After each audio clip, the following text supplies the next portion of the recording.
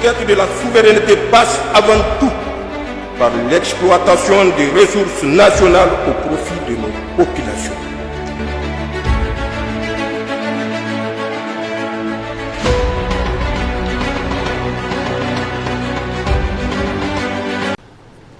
C'est une étape importante qui vient d'être franchie dans l'amélioration des conditions de vie des forces armées nigériennes ainsi que leurs familles à travers ces assises de la mutuelle militaire nigérienne. Une rencontre qui permet de faire le point des progrès réalisés, de discuter des défis liés à la gestion de la mutuelle et de définir ensemble les perspectives pour un avenir meilleur. Depuis plus d'un an, nous avons entrepris la mise en œuvre d'un système informatisé de la gestion de la mutuelle militaire à Niamey. Ce système a pour objectif de nous permettre une maîtrise efficace de la consommation des adhérents et des ayants droit. Grâce à cet outil, nous sommes désormais en mesure de suivre les dépenses, d'identifier les irrégularités et d'optimiser nos ressources. Cet investissement technologique n'est pas uniquement un progrès matériel. Il représente également une nouvelle façon de concevoir notre solidarité. Le secrétaire général du ministère de la Défense nationale a tenu à encourager cette initiative de solidarité qui contribue favorablement à la prise en charge sanitaire des militaires et de leurs familles. Hormis le soulagement de la prise en charge des frais médicaux, la mutuelle renforce aussi le moral des troupes et les encourage à défendre la patrie. En adhérant à la mutuelle, chaque militaire assure non seulement sa propre sécurité sanitaire, mais aussi celle de ses camarades.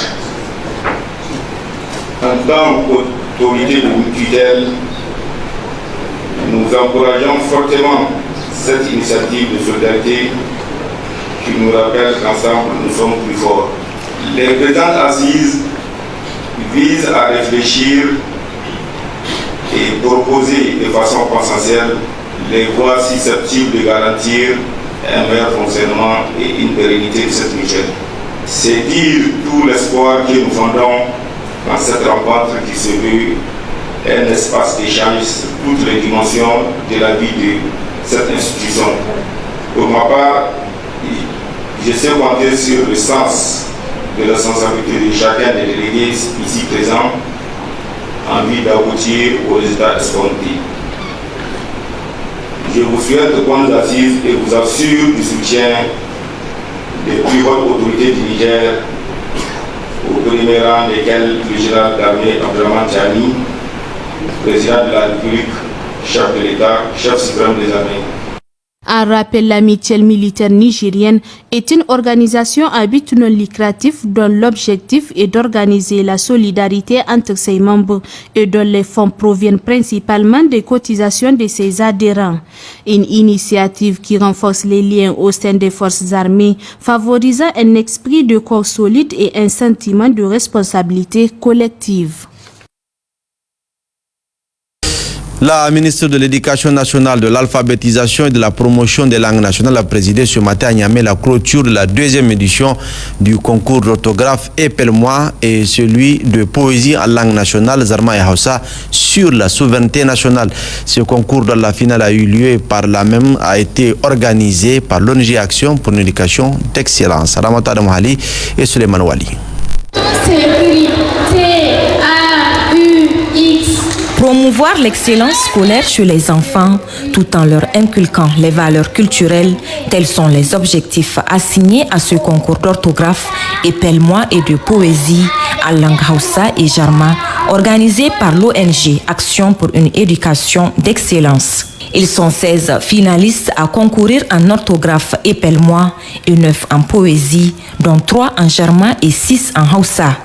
Ce moment n'est pas seulement une célébration du talent de nos enfants.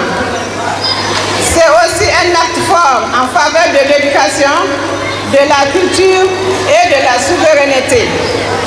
En valorisant la langue nationale, nous affirmons notre souveraineté culturelle. Nous disons au monde que notre langue est digne, qu'elle est porteuse de savoir, d'émotion et de sagesse. Le secrétaire général de la région de Niamey, représentant le gouverneur, a souhaité une bonne chance aux finalistes tout en saluant cette initiative. En tant que région capitale, Niamey, la vitrine, s'engage à soutenir toutes les initiatives qui valorisent nos langues et nos talents. Intégrer ces concours dans le calendrier éducatif annuel, faciliter l'accès aux bibliothèques et aux outils pédagogiques innovants. Pour amplifier l'impact de cette initiative, la région de Niamey annonce la création d'un prix annuel récompensant les meilleures œuvres en langue nationale, l'octroi des bourses d'études aux lauréats pour poursuivre leur excellence académique. Dans son discours de clôture, la ministre de l'Éducation nationale, de l'alphabétisation et de la promotion des langues nationales a salué les efforts de la promotrice de ce concours qui, grâce à son engagement visionnaire, permettra une expérience très enrichissante aux différents candidats.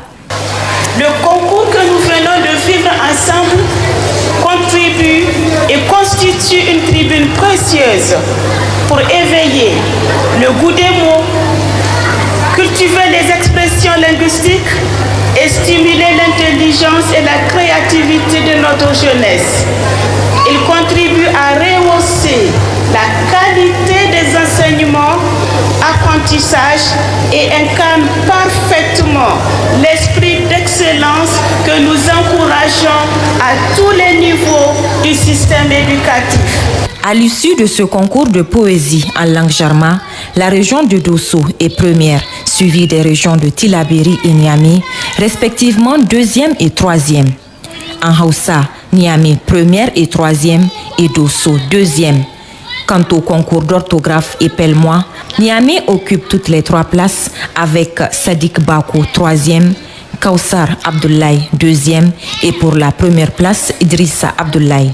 4 témoignages de satisfaction ont été remis par la promotrice de ce concours. Tout d'abord à la ministre en charge de l'Éducation nationale, au gouverneur de la région de Niamey, représenté par le secrétaire général, à l'administrateur délégué de la ville de Niamey et enfin au directeur régional de l'éducation.